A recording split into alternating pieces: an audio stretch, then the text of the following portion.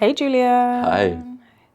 So, in July 2023, we made the transition pathway announcement, Yes. and it's been 2 years since then. So, please give us a refresher into what the transition pathway is for those that are just coming upon our work now, Yeah. and what brought us to this decision. Okay. The transition pathway, well, just as the word suggests, transition, we're in a era of high transition, with all sorts of aspects of the global order collapsing or in disarray or in conflict. And obviously, the climate crisis is calling out for radically different approaches, responses, solutions. And the pathway is a sense that we have all been on a particular track, and we now need to forge new pathways if we're going to get to different kind of places. So it's a recognition that the logic and ideas and solutions of the past are not going to serve us in the future, and we need to come up with radically different ways of thinking and acting.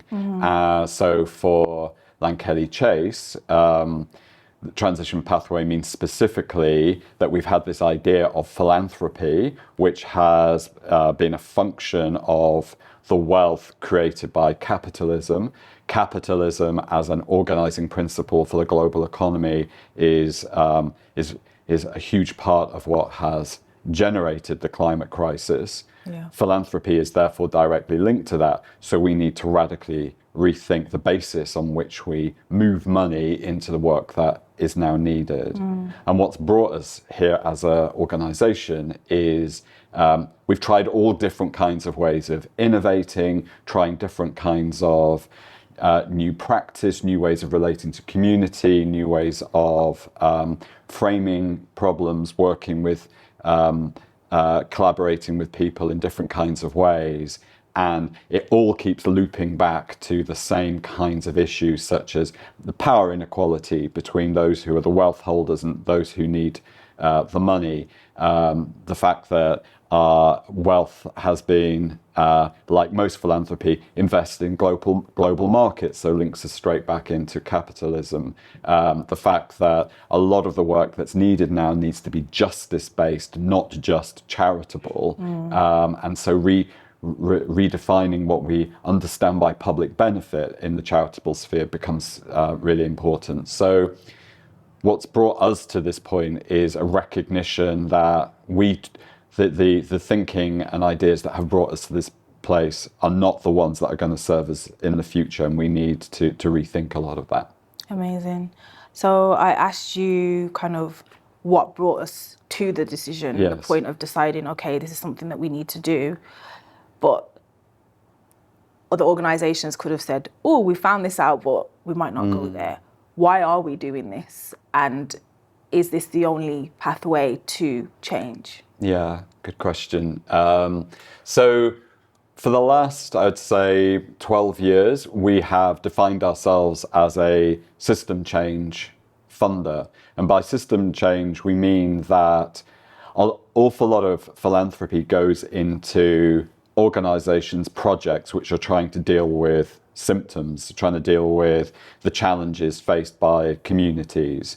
Whereas we have tried to focus on what's generating those problems in the first place, and where have they come from, and looking at the more systemic factors.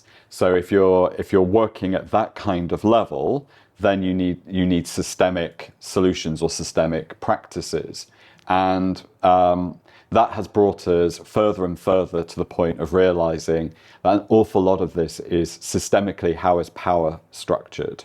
Who gets to make decisions, who gets to frame issues, who gets to hold the narrative about what needs to change and why. And so organizationally, it felt like we have a track record of inquiring opening up more and more systemic awareness as to what needs to change. And this was, in many ways, a natural evolution of that mission. For others, they will have different histories, different expertise, different kinds of stakeholders who they've been funding over the years. Everyone needs to be thinking about the challenges of the global context and fresh awareness about things like racial justice and climate. But we are an ecosystem which requires a diversity of responses. So it's less, is this the right thing or is this the right thing to do? But how are we learning together? And how, based on that, how are we learning together? What has that journey been like so far? I'd say that it's been enormously challenging. When you step off the platform of this is what we know, this is how we work, these are the solutions that we like to invest in, into a whole set of questions which go to the fundamentals of what is this whole enterprise based upon and how does it need to be reimagined. You're then contending with a huge amount of uncertainty and trying to hold uncertainty when, as human beings, we're seeking clarity and firm ground under our feet in order to act. So I would say for the organisation, and perhaps particularly the Board of Trustees, trying to hold that uncertainty has been enormously challenging, but we believe necessary and worth it because things aren't going to change unless we keep the questions open for long enough such that different kinds of answers can emerge. Because if we seek answers and solutions too quickly, we'll just default back to the business as usual way of thinking and acting. One of the challenges has been that inevitably for an organisation which has existed for over 60 years, we have a huge number of people who've learnt to depend on our funding. I mean, that has shifted dramatically over that 60 years, so it's not the same people all the way through, but nonetheless, some people will have based their plans on maybe not an expectation, but at least a hope that we will be here in 5-10 years' time still funding this kind of work. And so disentangling from a whole set of relationships and areas of work has been a challenge in terms of doing that ethically and carefully and with respect to those organizations, because the last thing we want to do is pull the rug from underneath people. So the last 2 years we have attempted to be as careful as possible in making resources available to bridge people and organizations who are particularly dependent on us, to enable them to move on to other sources of funding. Meanwhile, we have been trying to create the space for our new strategy to emerge. So we've kind of been on multiple different tracks at the same time. So yeah, that's been the big challenge. And has there been anything that you couldn't have anticipated when we set out to do this journey? I think the thing that has slightly, maybe out of naivety, has taken me most by surprise is that there's a lot of calls on philanthropy to change and to change fundamentally. And then we stepped forward and said, okay, we're going to change fundamentally. What then becomes obvious is that there isn't agreement as to what that means. And some of the stakeholders who you might naturally have assumed would be hugely supportive have been, oh wait, we didn't mean that kind of change or change delivered in that kind of a way. And I think some of that concern has been entirely understandable because change isn't always pretty, neat, and clear, and people have again, quite legitimately and understandably expected it to be as transparent as possible, as democratic as possible, with as few consequences for people as possible. Yeah. And it turns out that bringing about this kind of change is going to have consequences. And so one of the, we've had lots of really, really great support from people, but we've also had, let's call it, quite a lot of accountability from others saying, questioning the path that we're taking. And so it's been quite tough to kind of hold on to the legitimacy of this path and the steps that we're taking, which again, I think is, we've had a really amazing board that have a board of trustees who've sort of kept bringing us back to the vision, the principles behind this, and staying true to that, because it can be quite a lonely thing to try and bring about change. Yeah, absolutely. So we're already 2 years in to a 5-year process. What's currently taking place, and what does the future look like for the organisation and for those involved with us? Yeah. Well, the thing that the board has had to hold is that as charity trustees, they remain ultimately responsible for strategy and for the allocation of resources in line with that strategy. Yeah. So what they can't do is just hand over to other people.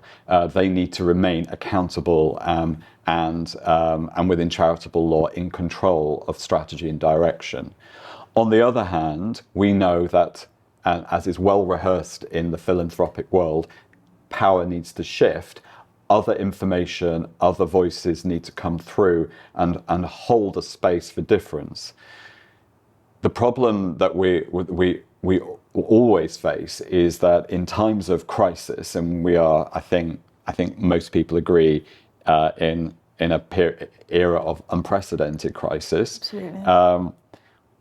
We need space for reimagination. We need space for people to dream of alternatives and then to enact those dreams.